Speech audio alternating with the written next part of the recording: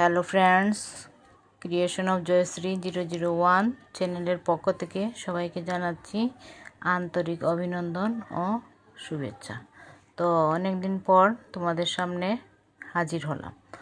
তো এই ধরনের ছোট মাছ যদি ছুটির দিনে আসে তাহলে আমাদের মন, বিশেষ করে আমার মন খুশিতে ভরে যায়। আমি ছোট মাছ খেতে খুব ভালোবাসি, কিন্তু এইগুলো কাটা এবং বাছা খুবই সময় সাপেক্ষ ব্যাপার। তো এর জন্য ছোট মাছ খুব একটা খাওয়া হয় না। আর যদি ছুটির দিনে এই ধরনের মাছ পাই তাহলে খুব ভালো হয়। আর যদি সেটা স্নানের আগে হয় তাহলে তো আরোই ভালো, কারণ এই মাছ কাটাকুটি করার পর যদি স্নান না করা হয় তাহলে অন্যান্য কাজকর্ম করতে কেমন যেন লাগে। তো এই ছোটো মাছের মধ্যে অনেক ধরনের মাছই আছে। তো আমি মোলা মাছ এবং এর যে ছোটো কী যেন বলে, এই নামগুলো আমি ঠিক মতো বলতে পারছি না, এই মাছগুলোকে বেছে বেছে আলাদা করে নিচ্ছি। আর এর মধ্যে অনেকগুলো চাদা মাছ আছে, ছোট ছোট, বেশি বড় না কিন্তু।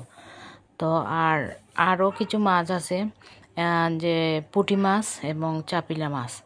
তো আমি এই ছোটো মাছগুলোকে আলাদা করছি, আবার এই চাদা মাছগুলোকেও আলাদা করে নিচ্ছি, আর চাপিলা এবং পুঁটি মাছকে আলাদা করে নিচ্ছি। তো নেওয়ার পর আবার আমাকে সেইগুলোকে 3 ধাপে বেছে নিতে হবে। এই চাদা মাছগুলোকে বাছবো না, শুধু ভালোভাবে ধুয়ে নেব। আর পুঁটি মাছ এগুলোকে তো আবার কাটতে হবে। আর এই যে ছোটো মাছগুলো দেখতে পাচ্ছ সেগুলোকে আবার আমি বেছে নেব। প্রথমে 3টা ভাগে ভাগ করে নিচ্ছি। এই ছোটো মাছ শরীরের জন্য উপকারী, আবার খেতেও বেশ সুস্বাদু, কিন্তু একটু এই বাছা টাচা করতে একটুখানি সময় লাগে, এর জন্য অনেক সময় বিরক্তিবোধ হয়। তো হাতে যদি সময় থাকে তাহলে সমস্যা নেই, কিন্তু তাড়াহুড়ার মধ্যে এই ধরনের মাছ বেছে রান্না করা আমার জন্য একটুখানি কষ্টসাধ্যই হয়ে ওঠে। তো এই আমি দেখাচ্ছি যে 3 ধরনের মাছকে 3টি বাটিতে আলাদা আলাদা করে নিচ্ছি। এখন আবার এই ছোটো মাছগুলোকে আমি আলাদাভাবে বেছে নেব। এর ভেতরে অনেকটি ময়লা আছে। আর এই যে মোলা মাছ দেখতে পাচ্ছ, এই মোলা মাছের পেটের ভিতর যে ময়লা থাকে সেগুলো যদি আমরা ভালোভাবে পরিষ্কার না করি আর ভালোভাবে না ধুই তাহলে খেতে তিতো লাগবে। তো আমার এই মাছ বাছা ধোয়া শেষ হয়ে গেছে। এরপর আমি স্নান ধান করে এখন এই রান্না করতে চলে আসলাম। তো রান্না করব আজকে ছুটির দিন, অন্যান্য রেসিপিও আছে সাথে। এই একটি রেসিপি আমি করব, সেটা এই ছোটো ছোটো চাদা মাছ দিয়ে। এই চাদা মাছের রেসিপিটা কিন্তু আমার কাছে খুবই ভালো লাগে। তো প্রথমে এই চাদা মাছগুলোকে আমি শিলনোড়ায় বেটে নিয়েছি, একদম মিহি করে বেটে নিয়েছি। এটা বাটতে আবার একটুখানি কষ্ট হয়, যে হাত লাগালে হাতের ভেতর এই কাঁটাগুলো ফুটে যায়।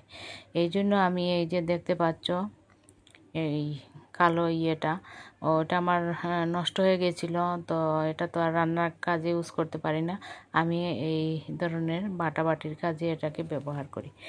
তো এখানে আমি এই বাটা মাছটার সাথে কিছু পরিমাণ পেঁয়াজ কুচি, লবণ এবং হলুদ দিয়ে মাখিয়ে নিয়েছি। এখন এই ছোটো ছোটো বড়ি করে সেগুলোকে বড়ির মতো করে সেগুলোকে ভেজে নেব। তো কিছুটা অংশ আমি রেখে দেব এমনিতে বড়া হিসাবে খাওয়ার জন্য, আর কিছুটা দিয়ে আমি আলু দিয়ে একটুখানি কষা কষা তরকারি করে নেব।